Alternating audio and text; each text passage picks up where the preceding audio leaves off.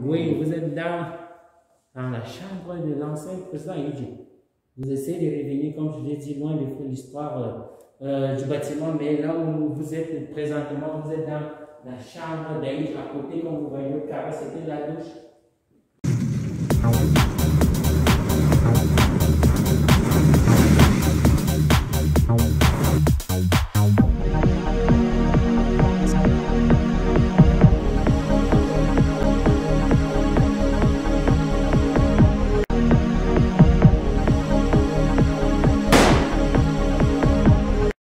À la visite et après nous allons nous retrouver ici pour que je vous dise au revoir et pour clôturer la vidéo.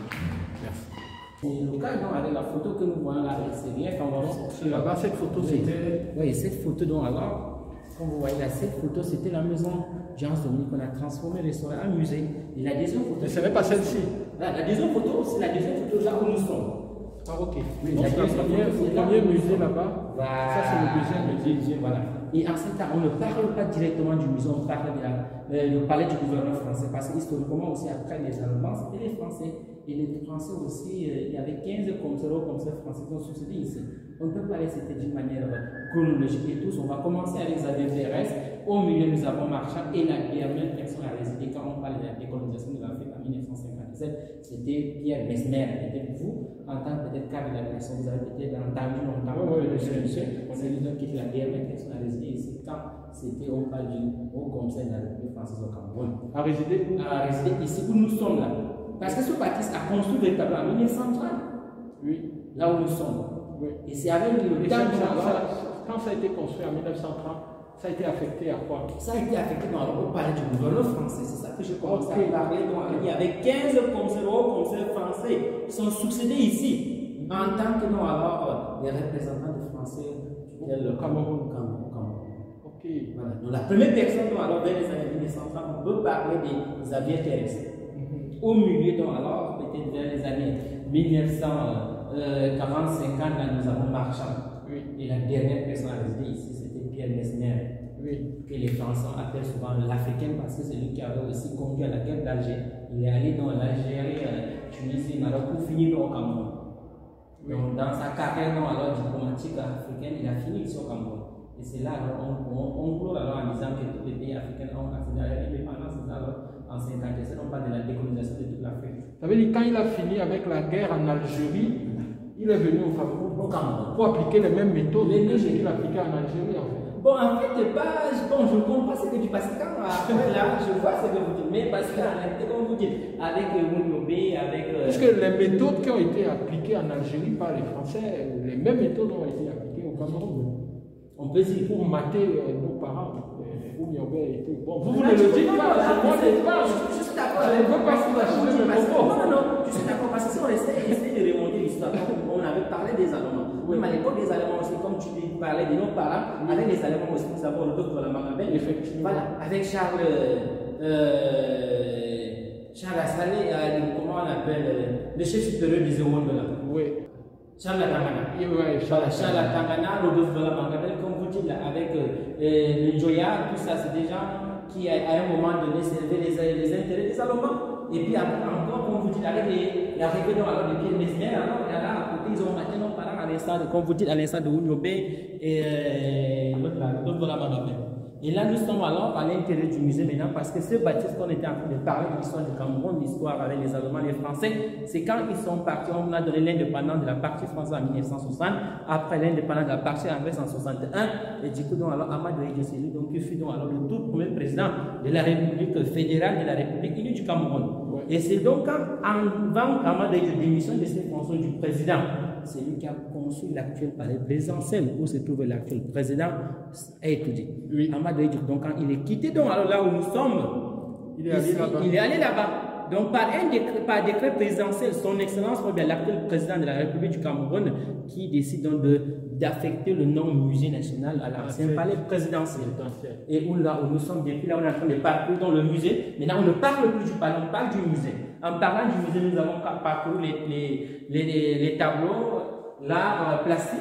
Oui. C'est ainsi donc alors un grand peintre, peut-être vous avez entendu parler de Léonard de Vinci, oui. Qui dit alors que qui dit non à la peinture trahit la nature.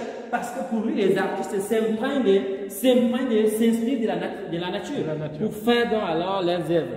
Et après, dans les tableaux d'art, vous avez les coiffes royales. Après les coiffes royales, nous sommes dans une grande salle qui renferme 3 thématiques, comme vous êtes en train de constater. Le premier thème, ce sont les cases patrimoniales. Et derrière chaque case que vous avez là, vous avez la carte du Cameroun qui indique donc alors la région de provenance, comme l'indique là. Et là, en réalité, donc, pour parler un peu de la culture camerounaise, on n'est pas, surtout comme nous sommes au musée, on ne parle plus des régions, mais on parle des regroupements culturels en 4 zones culturelles. Là, on commence avec les Fambeti, l'ère Fambeti. Quand on parle des Fambeti, nous avons le centre, le sud et l'est. Il y a 4 zones culturelles. Oui, il y a 4 aires culturelles. Et là, c'est ces 4 aires culturelles-là qui regroupent les 10 régions que nous avons aujourd'hui. J'étais en train de dire, alors, première aire culturelle, nous avons les Fambeti. Et quand on parle des Fambeti, vous savez, c'est le centre, le sud et l'est. Qu'est-ce qui caractérise? En fait, si là où nous avons même regroupé, c'est là. En 4 aires culturelles, en réalité, il faut qu'on se comprenne, c'est par rapport à l'environnement, par rapport au climat, par rapport à la culture. Et là, quand on parle des Fambeti, on parle du peuple de la forêt. Ouais. Et après, dans le peuple de la forêt, nous avons le peuple de l'eau. Ce sont les Sawa. Et quand on parle des Sawa, vous avez dans la zone côtière, ça veut dire Douala, l'île de Goya. Et puis après, donc, alors, c'est les peuples de l'eau, vous avez les montagnes, les glacefields. Et quand on parle des glacefields, on parle de l'ouest en général avec le nord-ouest. Et 4e ère culturelle, c'est comme je parle aujourd'hui, les peuples de la savane, la plaine, ce qu'on appelle communément l'ère soudano-sahélienne. Et quand on instrument de musique traditionnelle, on va essayer de revenir sur l'histoire du palais. En réalité, mon cher visiteur, tout le rez-de-chaussée que nous avons parcouru de l'autre côté, et le côté-ci a été servi à l'époque comme la salle de fête, la salle de banquet et la salle de réception. Et du coup, en passant avec les salles des tableaux, vous avez constaté à côté, il y a un bar. Donc, c'était les salles qui servaient à l'époque comme la salle de fête, les salles de réception, salle de banquet, quand c'était le palais présidentiel. Et depuis que nous avons transformé cela en musée, on parle de l'autre côté, les cases patrimoniales, la peinture, les coffres. Et le côté-ci que nous allons encore découvrir parle des instruments de musique traditionnelle. Donc ici, c'était les appartements privés du président. Le président. Ici, ici on essaie de faire un peu l'historique du bâtisse. En réalité, la pièce là où nous sommes, c'était la pièce qui était réservée aux étrangers. Quand on dit étranger, c'était par rapport à la famille présidentielle. Parce qu'à l'époque, quand Aïdjo vivait, quand il était président, sa maman était vivante. Et quand sa maman venait là, c'est ici qu'Aïdjo recevait dans sa maman. Ou l'oncle de sa femme. Et là, du coup, depuis qu'on a transformé cela en musée national, on ne parle plus des appartements privés, mais on parle des archives photos. L'histoire du Cameroun à travers les photos qu'on vous met là. Mais moi, personnellement, une chose qui m'attriste, ça ne vous regarde pas de toutes les façons. Non, c'est le fait que la Lépouille, le président là, soit resté à Dakar. Ça m'attriste vraiment. Et bon, ça ne vous regarde pas de toutes les façons. Je suis d'accord avec vous. C'est un commentaire personnel. Mais c'est des commentaires, parce que quand on dit le musée, c'est la maison, la culture, et puis c'est des échanges, des informations.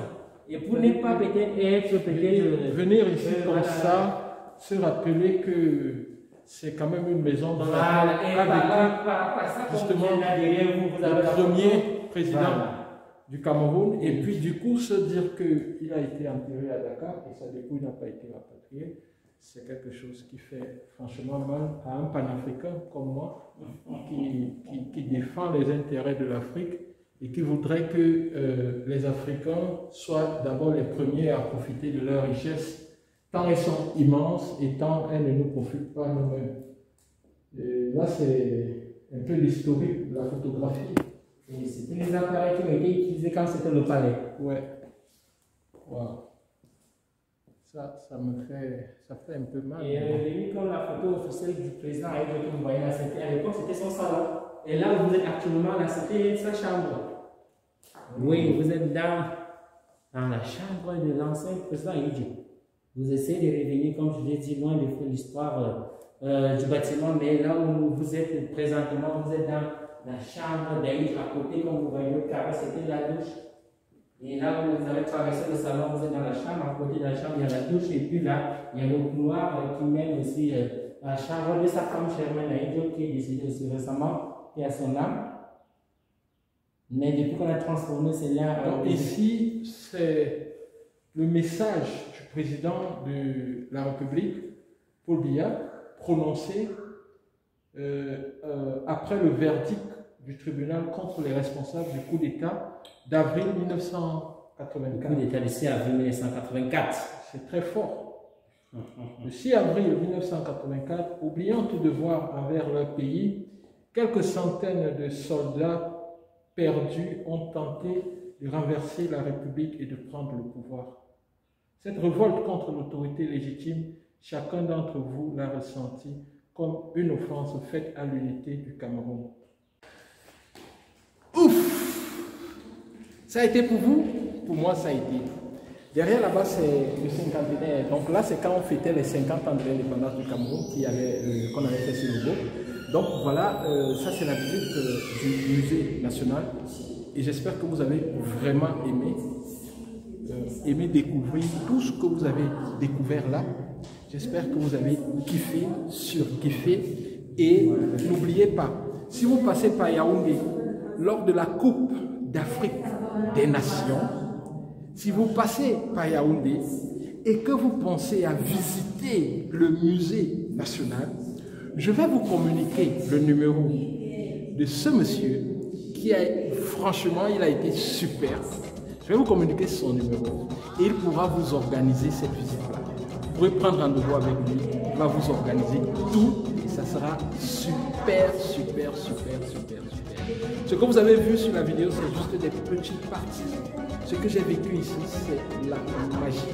Je vais vous donner son numéro et lorsque vous serez au Cameroun, pour la Coupe d'Afrique, parce que je sais que vous viendrez de la Côte d'Ivoire, du Burkina Faso, du Gabon, du Tchad et de plusieurs autres pays, du Mali certainement, plusieurs autres pays que je n'ai pas prononcés ici, de la France aussi, du Canada, des États-Unis, bref, de la Turquie, bien sûr. Lorsque vous serez là, contactez notre ami. Écoute, tu t'appelles comment s'il te plaît? Je m'appelle Nassir Mamoudou. Voilà, contactez Nassir Mamoudou. Et il va vous organiser la visite du musée. Ça sera la magie. Sur ce, je vous dis au revoir et à très bientôt. Bye bye.